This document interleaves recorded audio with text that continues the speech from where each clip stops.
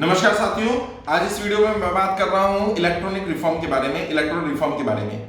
मुझे लगता है और हमें लगता है, अखिल भारतीय परिवार का मानना यह है कि देश में जब तक इलेक्ट्रॉनिक रिफॉर्म नहीं होंगे, इलेक्ट्रॉनिक रिफॉर्म नहीं होंगे, तब तक राजनीति में सुधार नहीं हो सकता है। और राजनीति में यदि सुधार नहीं होगा तो अच्छे लोगों का राजनीति में आना मुश्किल होगा और फिर बुरे लोग ही राजनीति में आते रहेंगे। वैसे तो मैं ही मानता हूं कि असली करप्शन की शुरुआत ही तब होती है जब कोई राजनीतिक दल बनता है, क्योंकि ज्यादातर राजनीतिक दल ब्लैक मनी से या कैश में काम करते हैं। बहुत सारे नेताओं के साथ काम करके मैंने देखा है कि वो लोग चेक्स में या व्हाइट में काम बहुत कम कर रहे हैं। तो राजनीतिक दल ही शुरुआत करते हैं कहीं ना कहीं करप्शन की। ये तो एक यूनिवर्सल ट्रूथ है और ये इंडिया की बात नहीं कर रहा, दुनिया की बात कर रहा हूं। लेकिन अगर भारत के संदर्भ में बात की जाए तो क्या क्या इलेक्ट्रॉनिक रिफॉर्म होने चाहिए, क्या क्या बदलाव होने चाहिए। मैं मानता हूं 4-5 बड़े बदलाव होने चाहिए इलेक्ट्रॉनिक रिफॉर्म। सबसे पहला बड़ा बदलाव होना चाहिए राजनीति में कि जो राजनेता चुनाव में वादे करते हैं, वो वादे जिस मैनिफेस्टो के रूप में होते हैं या जो भी उनकी घोषणाएं होती हैं, वो सब एक लीगल डॉक्यूमेंट होना चाहिए। जी हाँ, यदि राजनेता बताए गए वादे या जनता से किए गए वादे ना पूरे करें तो उसके ऊपर केस होना चाहिए, ब्रीच ऑफ ट्रस्ट का। क्योंकि ब्रीच ऑफ ट्रस्ट ही है भाई। मैं अगर आपसे साथ या किसी के साथ कोई बिजनेस करता हूं और जो मैंने कमिटमेंट की मैं पूरी नहीं करता हूं तो ब्रीच ऑफ ट्रस्ट होता है और उसमें 420 का केस हो सकता है।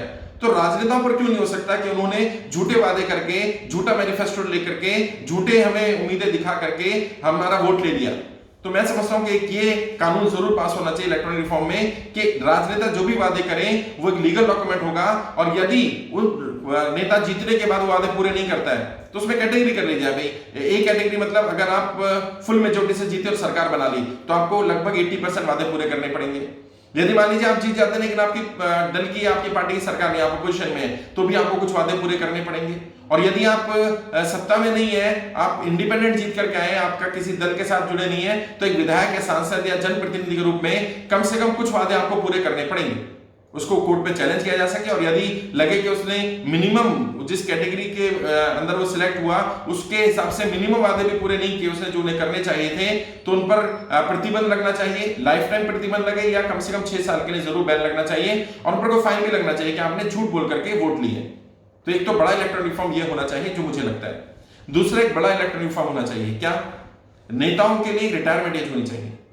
जब हम ये मानते हैं कि सुप्रीम कोर्ट का जज 65 वर्ष की आयु में रिटायर हो जाना चाहिए, और कारण क्या है, at the age of 65 the person is not capable mentally fit to take neutral decision.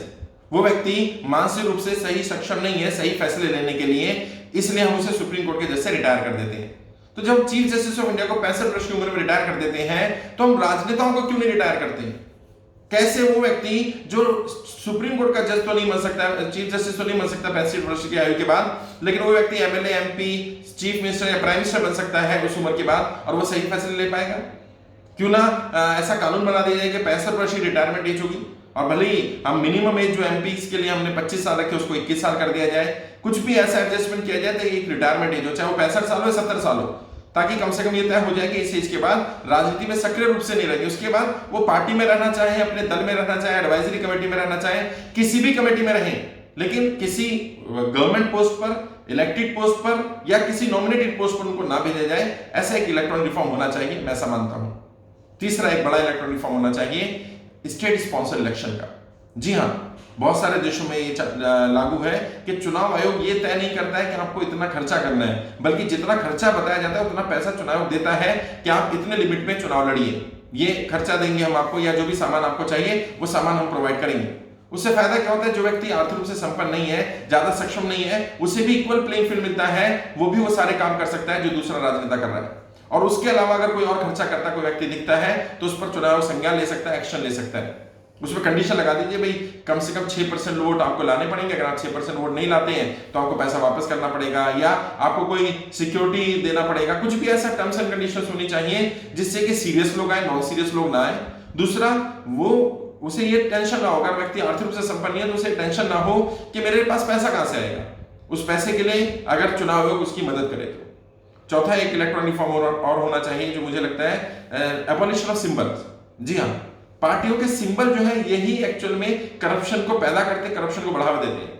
आपने सुना होगा अक्सर अखबारों में, इधर उधर न्यूज में आता है, या हम जब फील्ड में जा रहे होते हैं चर्चा सुनते हैं कि इस उम्मीदवार ने 5 करोड़ रुपए 10 करोड़ रुपए खर्च के टिकट लेने के लिए।